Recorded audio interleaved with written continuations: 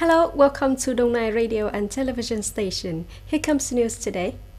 At the conference on the implementation of the law on citizens' identity and the implementation plan of the citizen identity production, grant and management project that took place yesterday, the Ministry of Public Security said that the ministry will implement the citizen identification mounting electronic chips nationwide from now to July 2021.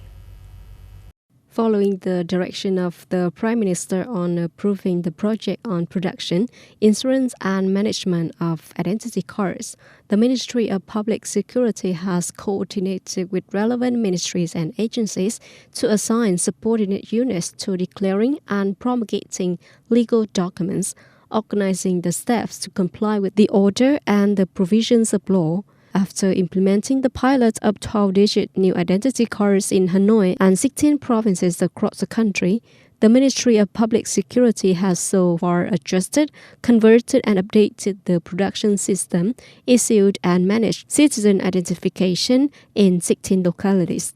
The Ministry of Public Security has issued nearly 17 million identity cards or citizen identification. The issuance of a citizen's identity card with electronic chip is divided into 3 phases. Phase 1 from November 1st, 2020, priority is given to high school officials, public servants, and high school students.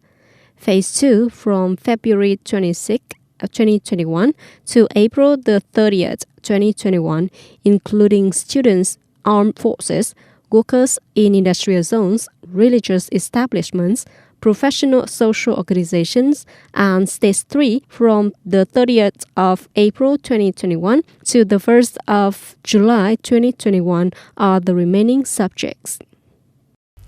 On October the 8th and the 9th, the embassies of Vietnam in France, Morocco, and Chile, the authorities in the country, the National Airlines of Vietnam, and related agencies organized the flight that has safely brought back nearly 280 Vietnamese citizens from the aforementioned countries. Passengers on the flight included children under the age of 18, the elderly, students who have completed a course meeting and have difficulty with accommodation, travelers stranded, workers whose visas and labor contracts have expired. All passengers were quarantined according to regulations when the plane landed at Tân Sơn Nhất International Airport. In the coming time, the return of citizens with extremely difficult circumstances will be arranged according to the wishes of citizens in accordance with the epidemic situation and isolation capacity in the country. On September the 10th, the 53rd ASEAN Foreign Minister meeting AMM 53 and related meetings entered the second working day with many important contents.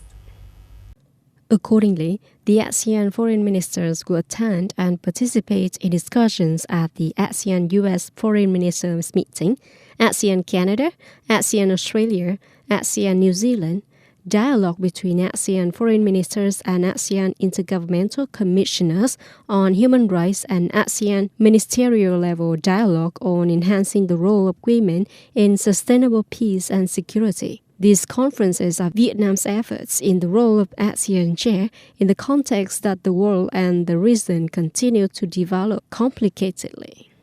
Another activity related to ASEAN and its partners also took place on September the 9th is the ASEAN-China Foreign Ministers meeting in Jakarta, Indonesia.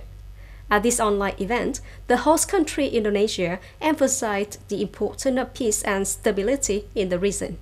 In a speech posted on the official website of the Ministry of Foreign Affairs, Indonesian Foreign Minister Masudi reminded that ASEAN and China both have a responsibility to maintain peace and stability, respect for the widely recognized principles of international law in the South China Sea, including the 1982 United Nations Convention on the Law of the Sea, UNCLOS.